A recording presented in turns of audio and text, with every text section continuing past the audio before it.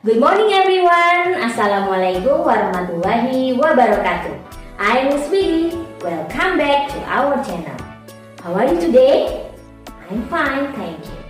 Nah anak-anak, hari ini kita akan belajar bahasa Indonesia masih dengan tema Indonesia Kaya Budaya.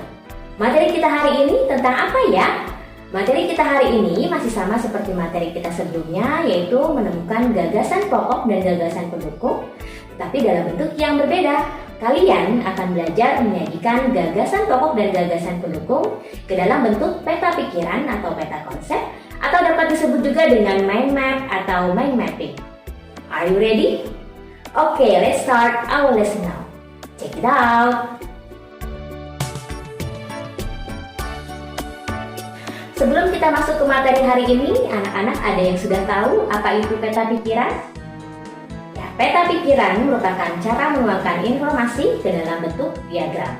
Peta pikiran ini memudahkan kita untuk mengingat isi dan informasi penting suatu teks. Lalu bentuk-bentuk peta pikiran itu seperti apa ya? Miss sudah mencoba membuat contoh bentuk peta pikiran seperti contoh yang pertama.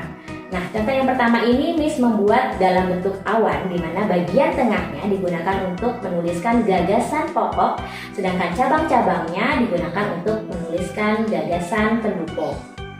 Kemudian contoh yang kedua, yang seperti ini Miss sudah mencoba membuatnya dalam bentuk kotak, di mana bagian tengahnya digunakan untuk menuliskan gagasan pokok dan cabang-cabang kotaknya digunakan untuk menuliskan gagasan-gagasan pendukungnya. Lalu contoh yang ketiga, Miss mencoba membuatnya dalam bentuk yang lebih menarik lagi, yaitu dalam bentuk bunga, di mana bagian tengahnya digunakan untuk menuliskan gagasan pokok dan kelopak-kelopaknya digunakan untuk menuliskan gagasan-gagasan pendukung. Lalu contoh berikutnya. Nah, di sini Miss mencoba menuliskannya dalam bentuk kotak lagi, di mana bagian atas dari kotak tersebut digunakan untuk menuliskan gagasan pokok dan kotak-kotak yang berada di bawahnya digunakan untuk menuliskan gagasan-gagasan pendukungnya. Baiklah anak-anak, sekarang kita akan mulai berlatih. Yuk kita sama-sama membaca paragraf berikut ini. Lagu Ampar-Ampar Pisang berasal dari Kalimantan Selatan yang mengisahkan tentang makanan khas Kalimantan yang terbuat dari pisang. Pada asal-muasalnya lagu ini dinyanyikan oleh ibu-ibu yang sedang menjemur pisang sebagai olahan makanan. Kata ampar-ampar pisang dimaknai dengan pembuatan yang disusun hingga matang, lalu pisang dijemur hingga kering dan mengeras dan mengeluarkan bau manis. Nama makanan aslinya yaitu rimpi.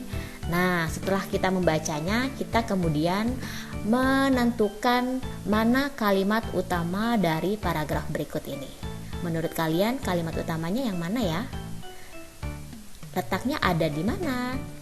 Nah, dari paragraf ini kalimat utamanya terletak di awal kalimat, yaitu lagu Ampar-Ampar Pisang berasal dari Kalimantan Selatan yang mengisahkan tentang makanan khas Kalimantan yang terbuat dari pisang. Nah, kalimat-kalimat selanjutnya ini merupakan kalimat penjelas, sehingga kita dapat menentukan gagasan pokok dari paragraf berikut ini, di mana gagasan pokoknya yaitu kisah lagu Ampar-Ampar Pisang yang berasal dari Kalimantan Selatan. Nah, ini tadi terletak di awal kalimat atau awal paragraf.